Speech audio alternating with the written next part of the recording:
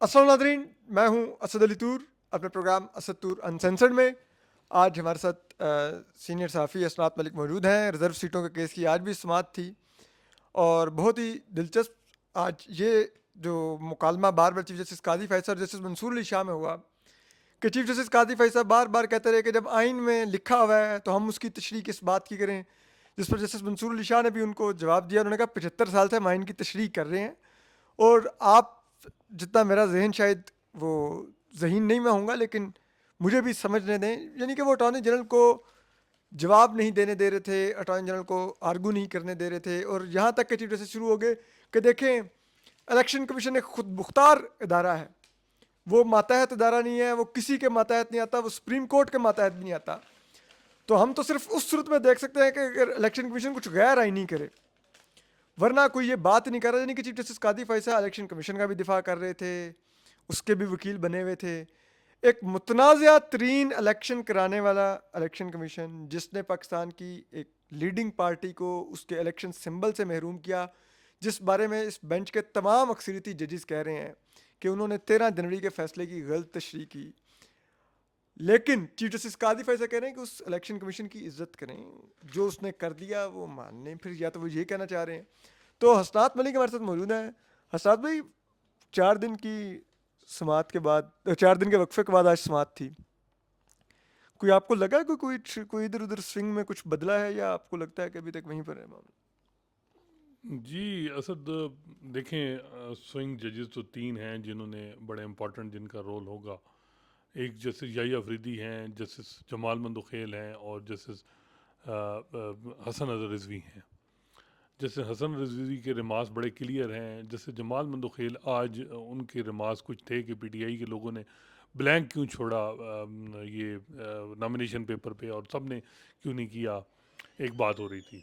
जैसे याही अफरीदी ने कहा कि 6 लोगों ने, तो आपकी एडमिटेड फैक्ट है कि जी उनकी नॉमिनेशन पेपर भी और हर जगह उन्होंने पीटीआई को डिक्लेयर किए। अगर एक भी रिटर्न कैंडिडेट डिक्लेयर हो जाता है पीटीआई का, तो इंडिपेंडेंट ज्वाइन कर सकते हैं 85 लोग। तो उनकी इंटरप्रिटेशन तो बड़ी वाज़े आ गई। हसन रिजवी साहब की है। जमाल मंदोखेल साहब रोज़ उनका एक जो है वो सवाल वो मुख्तलिफ करते हैं। मेरे लिए ये होगा उनके लिए सस्पेंस कि क्या वो जस्टिस काजी फैसल से डिसेंट कर पाएंगे या नहीं। असल चीज़ ये है कि डेसेंट कर पाएंगे या हाँ, नहीं? यानी या जस्टिस काजी फैसल और वो एक पेज पे रहेंगे, नहीं, बहुत मुश्किल हो जाएगा। जस्टिस जमाल मंदोखेल के लिए सबसे बड़ा इम्तिहान ये है कि वो जस्टिस काजी फैसल के साथ क्या वो डिसेंट करेंगे या नहीं, ये ये असल चीज़। हिम्मत वो करेंगे जी। हाँ, हिम्मत तो मैं नहीं, लेकिन जो भी कि वो देखें, और बाकी जो काजी फैसल साहब हैं, पहले 2 राउंड में बड़ा वो आज मैंने देखा कि वो हर 2 मिनट बाद सीनियर पुनी जज जस्टिस मंसूर अली शाह से मुशावरत कर रहे थे। तो मुझे भी लगा कि ये सारा, और एक दफ़ा उन्होंने कहा भी कहा कि इलेक्शन कमीशन जो है वो हमारे कंधे पे ना करे, सारी चीज़ें इंटरप्रिटेशन गलत उन्होंने की है और हमें करे। तो मुझे ये लगा कि ये सुप्रीम कोर्ट के जजेस जो हैं इलेक्शन कमीशन के सारा कुछ डाल के कि जी जनवरी 13 के फैसले को गलत इंटरप्रिटेशन करके पीटीआई को जो उन्होंने इन लिस्ट जो है वो उनके इंडिपेंडेंट कैंडिडेट को, पीटीआई बैक कैंडिडेट को जो इंडिपेंडेंट डिक्लेयर किया, वो गलत किया। लेकिन जो आखिरी राउंड था जस्टिस काजी फैसल का, क्योंकि जमाल साहब के कुछ रिमार्क्स आए, तो काजी साहब मुझे लग रहा है कि आखिरी टाइम तक हारेंगे नहीं, वो आखिरी तक इंतहा तक जाएंगे। लेकिन वाज़े है पीटीआई और काजी फैसल साहब में क्लैश चल रहा है, बड़ा वाज़े चल रहा है ना। पीटीआई उनको किसी चीज़ में एग्जाम्प्ट कर रही है, चाहे वो कोई रेफरेंस, कोई कंप्लेंट एवं ही आ जाती है तो पीटीआई उसका ढंडोरा पीटना शुरू कर देती है। हालांकि हमने लिफ्ट ही नहीं कराते जो काजी फैसल के खिलाफ जो चीज़ें हाँ, जो वो भी एक फजूल सी हाँ, कंप्लेंट आई हुई है, जो लेकिन भी हो, मामला तो ये है कि मतलब इंटीरियर जो भी इस तरह की चीज़ें जो हैं उनके नहीं, लेकिन पीटीआई मौका नहीं, और काई साहब भी मौका नहीं जाने दे रहे। काई साहब हर कुव्वत के साथ हाथ मिला लेंगे, मेरा ख्याल है कि पीटीआई के हवाले से वो बड़े क्लियर हैं, और उनकी आखिर में जो खसूसन सोच अगर वो खुद पीटीए के खिलाफ होगी तो। जो भी है, मतलब इस मामले में और इस वक्त जो सूरत हाल 6 महीने से वो हमें नज़र आ रहा है कि वजह क्या है, और ये वजह क्या है कि भाई पीटी देखें, ये जो उनका और क्लैश है पीटीआई का और जस्टिस काजी फैसल का। अब जस्टिस काजी फैसल जो है वो कहते हैं मैं टेक्स्ट को फॉलो करें, आइन बड़ा क्लियर है, 51 बड़ा क्लियर है। हालांकि 51 मेरी समझ में नहीं क्लियर है। आप किस तरह पीटीआई को जमात नहीं मानते, किस तरह नहीं मानते? आपकी फैसले की वजह से मैं समझता हूँ कि ये जजेस भी जो है वो सही बात नहीं कर रहे। जनवरी 13 बुनियादी जड़ है इस इलेक्शन कमीशन की, इस पूरे इलेक्शन की तबाही में। चीफ इलेक्शन कमिश्नर मैं आपको गारंटी से कहता हूँ कि अगर उसको पता होता कि जी ये सुप्रीम कोर्ट से फैसला पेंड होता, वो इंटर पार्टी इलेक्शन डिक्लेयर ही ना करता है। लेकिन आज काजी साहब ने कहा कि जी साल और दे देते, ये कर देते। बात यह है कि वो कुव्वतें उस वक्त पीटीआई के साथ थी, उस वक्त मुखालिफ हैं। असल ये केमिस्ट्री आपको समझ आए तो आप पाकिस्तानी सियासत को समझ जाएंगे। जब नवाज शरीफ के साथ वो कुव्वतें आई तो आपने ताहियात नैली भी नवाज शरीफ की ख़त्म कर दी। तो अब पहले क्यों नहीं नवाज शरीफ की ताहियात नैली ख़त्म हुई, अब क्यों ख़त्म हुई? काजी साहब ने फ़ौरन किसी मामले में केस लगा के उनको कर दिया। तो ये देखें, लोग पाकिस्तान के इतने जो है वो इतने नहीं हैं कि जो आप बात कर रहे हैं प्लेइंग इन द गैलरी आप कर रहे हैं कि टैक्स को और मार्शल लॉ की बात करके तो लोग आपका प्रेजेंट कंडक्ट को भूल जाएंगे। वो सारी चीज़ें देख रहे हैं, सारी बातें देख रहे हैं। देखें, बात बड़ी वाज़ेह है कि जस्टिस काजी फैसा टैक्स की बात करते हैं, टैक्स को पढ़ के वो कहते हैं जी कि ये जो प्रोपोर्शनल रिप्रेजेंटेशन है और जो रिज़र्व सीटें हैं ये सियासी जमातों में होनी है। और सुन्नी इत्तेहाद कौंसिल रिज़र्व सीट सियासी जमात थी नहीं, क्योंकि वो इलेक्शन लड़ी नहीं। यहाँ बात हो रही है कि क्या जनवरी 13 का फैसला ना होता तो पीटीआई जमात होती या ना होती? मुझे ये बताएं। बिल्कुल होती, क्यों ना होती, तो उनको मिलती ही नहीं सीटें कि नहीं मिलती? बिल्कुल मिलती, तो ये तनाज़ ही ना होता। मेन वजह क्या है? जनवरी 13 है। बिल्कुल देखें, ये था कि अब जो है ना वो ज़हरी बात है कि फिर इलेक्शन कमीशन को आप अब दिफा कर रहे हैं कि जी ये आइनी इदारा है और आइनी इदारा है। आइनी इदारे मदद के साथ जो है वो सुप्रीम कोर्ट ने भी मार्शल लॉ को इंडोर्स किए हैं। तो हम फिर उन सुप्रीम कोर्ट को भी करें। जिसका कंडक्ट गलत है वो गलत है जी कि वो ये हुआ इलेक्शन ये हुए। जैसे काजी फैसा कहते हैं कि माजी में इलेक्शन भी ये हुए, इस तरह वो ये। लेकिन देखें, अब इस दफ़ा जो इलेक्शन हुई है ना वो आपके कभी अनवारुल्लाह कक्कड़ जो है वो हनीफ अब्बासी को कहते हैं कि मुझे पता है, मैं आपको बताऊं कि किस तरह आप आए हैं। या फिर जो सूरत हाल बन रही है या ट्रिब्यूनल पे इतनी जल्दी कवर अप चीज़ें होती हैं, इतनी ग्लेरिंग चीज़ें हैं कि वो ना इलेक्शन कमीशन के काबू में आ रही हैं ना काई साहब के काबू में आ रही हैं। बीच में Lahore high court, Islamabad high court के जजेस उठ खड़े हुए हैं। ये चीज़ें क्या है कि देखें, बात ये है बड़ा, आप कहते हैं ना टैक्स, माजी में आपकी क्या अप्रोच रही है? मैं काजी साहब को, या तो पहले जस्टिस काजी फैसा गलत थे और चीफ जस्टिस काजी फैसा ठीक। आपने आर्टिकल 211 को में बड़ा वादे है कि सुप्रीम जुडिशल काउंसिल की कार्रवाई किसी कोर्ट ऑफ लॉ में चैलेंज नहीं हो सकती। आपके खिलाफ रेफरेंस आया, आपने इस पिटीशन क्यों की? आपने टैक्स देखना था ना। कॉन्स्टिट्यूशन अमेंडमेंट में लिखा हुआ है, पाकिस्तान का आर्टिकल 239 है कि कोर्ट ऑफ लॉ में पाकिस्तान की पार्लियामेंट अगर कॉन्स्टिट्यूशन अमेंडमेंट करती है वो किसी ग्राउंड पे कोर्ट ऑफ लॉ में चैलेंज नहीं हो सकती। काई साहब ने क्यों 21वीं तरमीम उड़ा दी? इन्होंने जवाद खाजा ने वो ज़रा उसके ग्राउंड देखें, वो जजमेंट ज़रा पढ़ें। उस वक्त आप टैक्स को क्यों नहीं फॉलो किया आपने? देखें, और फिर इफेक्ट ऑफ कंप्रोमाइज़ के जी कंप्रोमाइज़ हो जाए अगर क्रिमिनल केसेस में तो उसमें जो है वो एक्विटल नहीं होती। वो कहाँ से आपने इंटरप्रिटेशन ली जी? वो ज़रा टैक्स बताएं जी। मतलब माजी में आप जो करते रहे वो भी देखें, वही बात है जो और फिर मंसूर माजी में घुसते हैं तो जैसे जमाल खान मंदोखेल कि वो 2018 में भी आपका इंटर पार्टी इलेक्शन नहीं हुआ था, तब आपके साथ क्या देखिए, ठीक हुआ था? चेयरमैन सेनेट का इलेक्शन की बात की बिल्कुल ठीक है। तो यही बात है ना पाकिस्तान में काई साहब, यही बात है जो आपको समझ, आपसे हमसे ज़्यादा आपको समझ है कि उस वक्त पीटीआई के साथ वो लोग थे जिन्होंने चेयरमैन सेनेट का इलेक्शन जिताया और इस वक्त वो लोग इधर थे जिन्होंने inter party election illegal decree. ये मामला है। इसमें अगर आप जो है वो किस साइड पे खड़े होंगे, ये असल चीज़ है जो असल चीज़ सामने की है। अब ये कह रहे हैं कि जी इलेक्शन कमीशन एक आइनी इदारा है और उसका काम है सारे काम कराना, ये वो। ठीक है, बिल्कुल इलेक्शन कमीशन हम समझते हैं कि कराना, सारा कुछ कराना। लेकिन इलेक्शन कमीशन जो है वो जो इस दफ़ा इलेक्शन हुई हैं और जो भी मामलात हैं, अगर आप ठप्पा लगाते हैं तो ठीक है, 100 बिस्मिल्लाह। अगर आप उसमें अपने आप को जनवरी 13 में ऑलरेडी वैसे कर चुके हैं, मज़ीद को कसर रह गई है तो वो इस केस में कर दें, मज़ीद क्लियर हो जाएगा।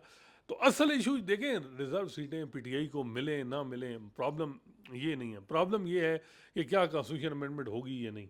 असल इशू ये है, कॉन्स्टिट्यूशन अमेंडमेंट का इशू है। हुकूमत जो है इस वक्त जो है वो जिस किस्म की अमेंडमेंट लाना चाह रही है वो हो जाएंगी या नहीं होगी, ये असल मामला है इस पे। और जो असल बात जस्ट सतर में अल्लाह ने की, उन्होंने कहा जी कि ये जो आप टेक्निकल बातें कर रहे हैं ये है, हम ये बात कर रहे हैं कि जी जो इलेक्शन कमीशन है वो कैसे एक मेजर पॉलिटिकल पार्टी जिसकी हुकूमत भी थी 2018 में उसको एलिमिनेट कर सकता है। वैसे काई साहब बता सकते हैं। वैसे वो कहते हैं जनवरी 13 को ना छेड़े, तो फिर इलेक्शन कमीशन के पास क्या लॉजिक है?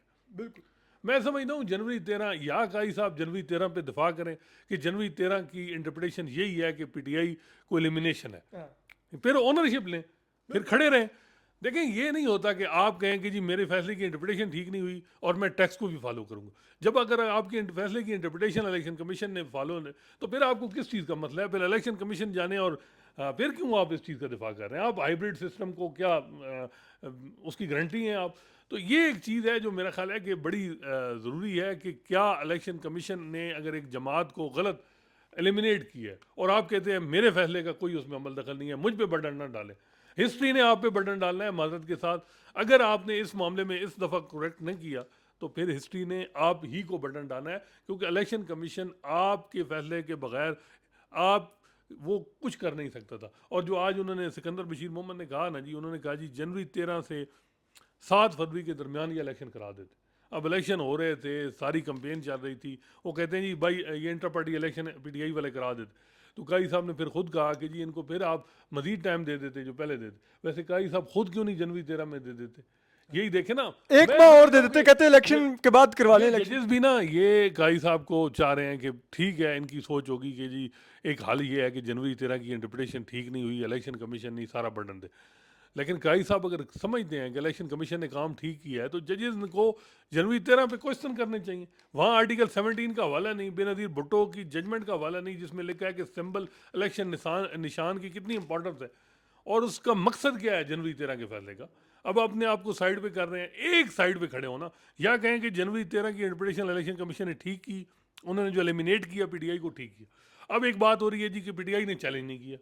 पीटीआई की अपने ब्लंडर हैं, वो सारी बात है, चैलेंज नहीं, लेकिन माहौल आपके सामने है, आप वही बात है, इटली फ्रांस से तो आए नहीं। और यही अस्टाद भाई असल पॉइंट है कि आपने टेक्निकलिटीज नहीं देखनी, नहीं आपने ये देखना है उस वक्त क्या नहीं माहौल नहीं, था। दूसरी दूसरी पीटीआई बात, के लोगों के दूसरी बात, नॉमिनेशन पेपर दूसरी छीने जा रहे थे, पोलिंग स्टे उधर आरओ के दफ्तर में उनको पहुंचने दिया जाता था, रेड हो रहे थे घरों पर, क्या कुछ नहीं, उनके नहीं नहीं, सेकेंडर प्रपोजल असल उठा लिए असल जाते थे। बात ये है ये कि नॉर्मल हालात थे। असल बात ये है कि ये जो पीपल रिप्रेजेंटेशन की बात जैसे मंसूर अली शाह कर रहे हैं, यही मेन चीज़ है, विल ऑफ द पीपल चीज़ है।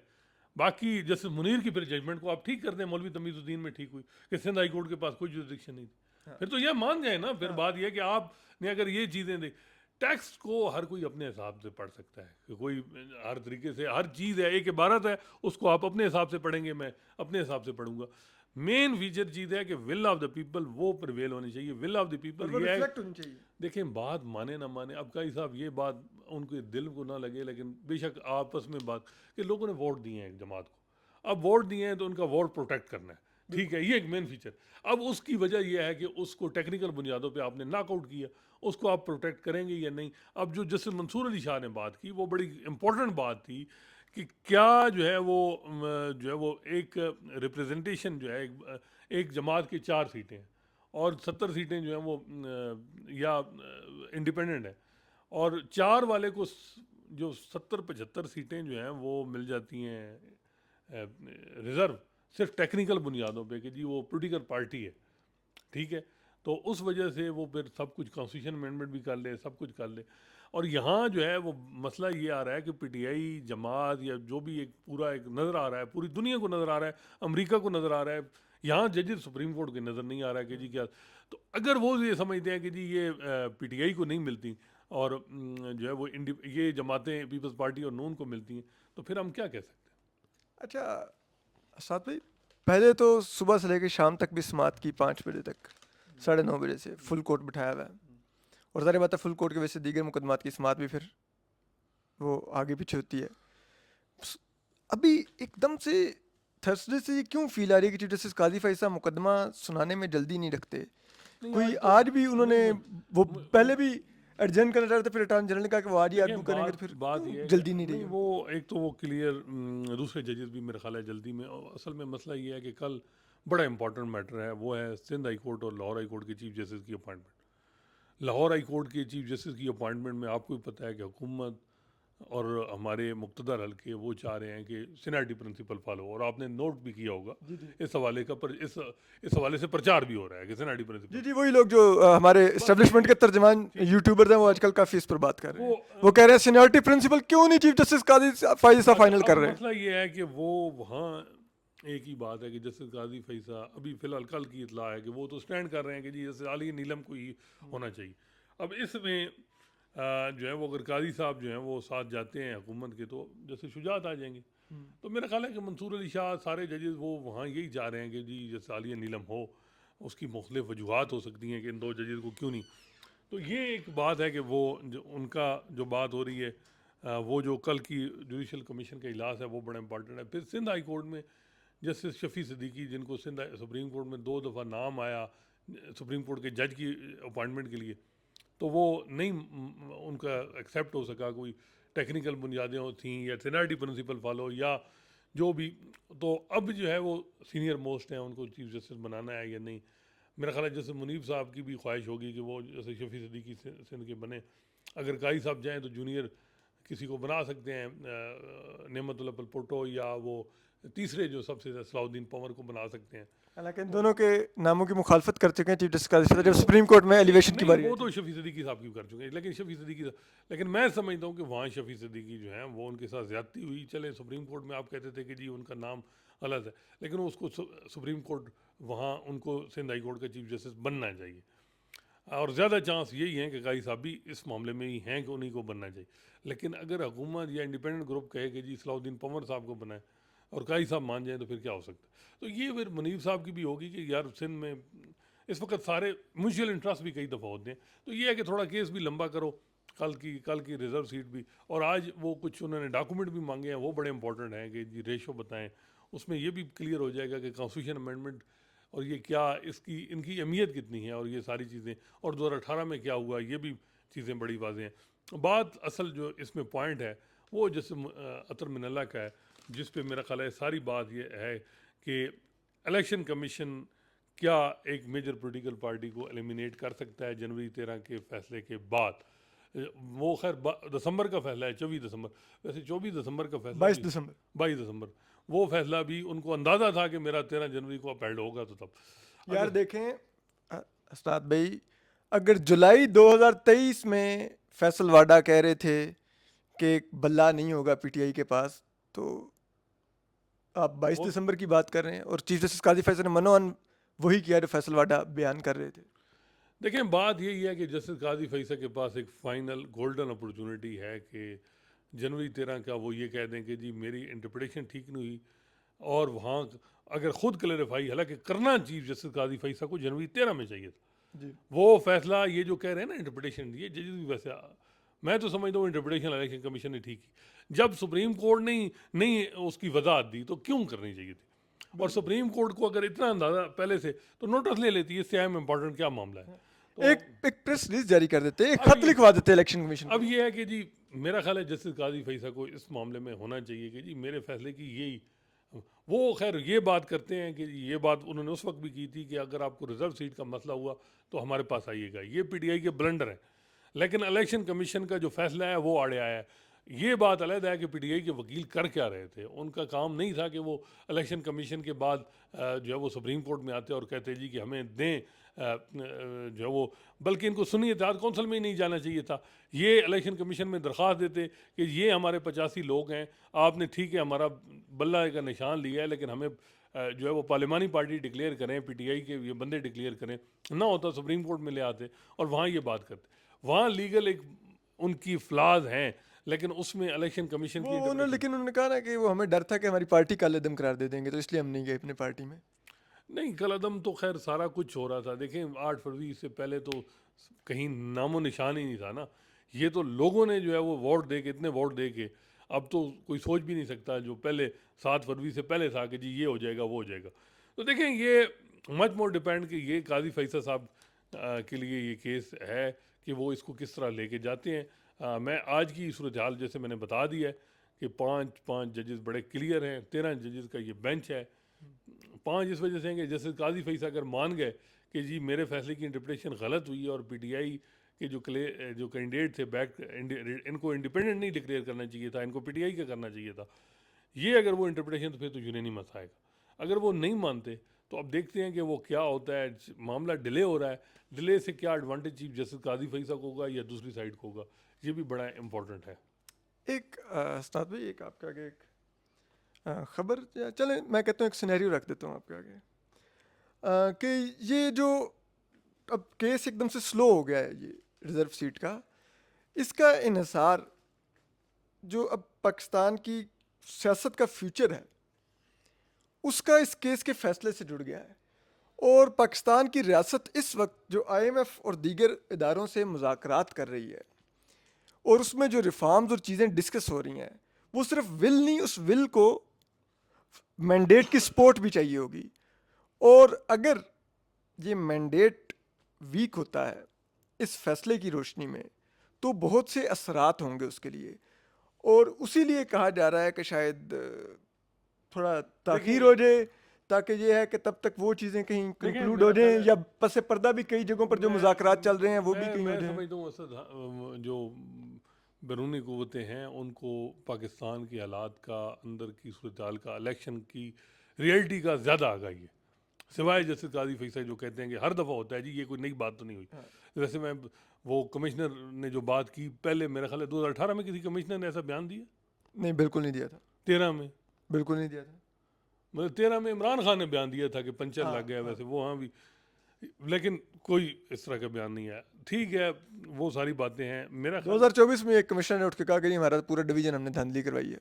नहीं वो और अब वो उन्होंने कहा तमाम वो जो थे आरओ मुलविस थे और चीफ जस्टिस काजी फैसल मुलविस थे। और देखें वो ज़ाहिर बात है, वो उसको जिस तरफ ही चीज़ जा रही है, अब काई साहब कह रहे थे कि जी ये है, आपका नाम आया, मैं यही कहता हूँ कि वो उस मामले में का नोटिस लेना चाहिए था और नोटिस लेके उसके पे मामले को किसी टाइम पे भी इनको जो है वो लॉजिकल एंड तक लेके जाना चाहिए था और कमिश्नर को कहना चाहिए था कि जी आप जवाब दें, साबित अपने करें। साबित करें जी, साबित करें, या तो कौम के सामने ये चीज़ें, क्योंकि ये चीज़ें आपने दब तो नहीं गई ना, लोग अब बातें फिर शुरू कर दी।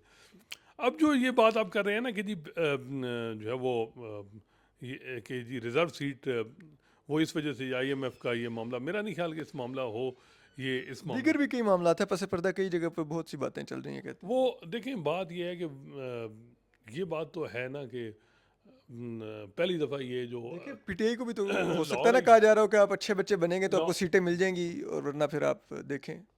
देखें, पीटीआई को इन सीटों से कोई फ़ायदा नहीं है, सीटें उनको मिल जाएंगी तो उनको तो एक ही है, कॉन्स्टिट्यूशन अमेंडमेंट रुक जाएगी, इसके अलावा क्या है।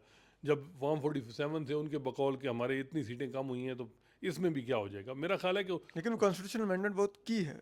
देखें वो है कॉन्स्टिट्यूशन अमेंडमेंट, वही बात है, और जजेस के लिए बहुत ही इंपॉर्टेंट है कि जो मौजूदा इस वक्त सिनेरियो बन रहा है इसमें जो कॉन्स्टिट्यूशन अमेंडमेंट है वो बहुत ही देखते हैं कि अब इसको किस तरह जस्टिस काजी फैसल लेके जाते हैं। जस्टिस काजी फैसल जो हैं वो जो बज़ाहिर ये लग रहा है कि वो ये है कि जी जो इलेक्शन कमीशन का फ़ैसला था, चाहे वो बल्ला इंटर पार्टी इलेक्शन इलीगल करना वो भी ठीक था, और जो ये था कि जी रिज़र्व सीटें दूसरों में माल गनीमत तकसीम करना, उसका भी वो कहते हैं टैक्स के मुताबिक हुआ है। टैक्स की बात वो कर रहे हैं, उसकी भी तो इंटरप्रिटेशन ही कर रहे हैं ना कि जी ये जमातें रह जाएंगी और वो जमात, अब पीटीआई को आप जमात नहीं मानते, और क्यों नहीं मानते कि जी किस वजह से नहीं मानते कि जनवरी 13 का कहते हैं कि इंटरप्रिटेशन गलत हुई, तो इंटरप्रिटेशन गलत हुई तो आप करेक्ट कर दें इस दफ़ा। ये एक सिंपल सा केस है, बाकी तो ज़्यादा चीज़ें आनी ही नहीं है कि किस तरफ आती हैं। बाकी मेरा ख्याल है कि बेवकूफ़ी हुई है इस सेटअप से, हाइब्रिड रिजीम से भी और नून लीग से। अगर ये रिज़र्व सीटें पीटीआई की मिल जाती तो ये पूरा इलेक्शन ना खुलता। यहाँ जो जस्टिस अतर मिलना ने उस कल परसों नोट लिखा है और उसी पे ही आज जस्टिस काजी फैसल ने भी रिमार्क्स दिए हैं कि जी ये जो है वो इलेक्शन कमीशन एक खुद मुख्तार इदारा है और हमें ऐसे मामलात में इंटरफेयर नहीं करना चाहिए। तो वो ये बात जो है वो जस्टिस अतर मिल्ला कह रहे हैं कि जी जो कंप्लेंट हुई, जिस तरीके का इलेक्शन हुआ, उन चीज़ों को हम देखते हैं। तो अब ये कहते हैं कि इलेक्शन कमीशन खुद मुख्तार इदारा है और वहाँ हम उस जो चीज़ें कर रही हैं, तो वो मेरा ख्याल है कि इलेक्शन कमीशन को आखिरी हाफ में तो जस्टिस काजी फैसल ने क्लीन चिट दी है। हाँ बिल्कुल, वो तो रिमार्क्स बिल्कुल क्लीन चिट ही थे। बहुत शुक्रिया असनात मलिक साहब आपके वक्त का, और हम आपको अपडेट करते रहेंगे। मज़ीद भी देखते हैं कल जो जुडिशल कमीशन ऑफ पाकिस्तान का इजलास है उसमें ऊँट किस करवट बैठता है कि लाहौर में जस्टिस आलिया नीलम बनती हैं chief justice of Lahore high court, पहली खातून चीफ जस्टिस पाकिस्तान के सबसे बड़े सूबाई हाई कोर्ट की, या फिर जस्टिस शरात अली खान जो सीनियर प्यूनल जज हैं वो चीफ जस्टिस बनते हैं। लेकिन कल ये क्लियर हो जाएगा। अपना ख्याल रखिए। अल्लाह हाफिज़।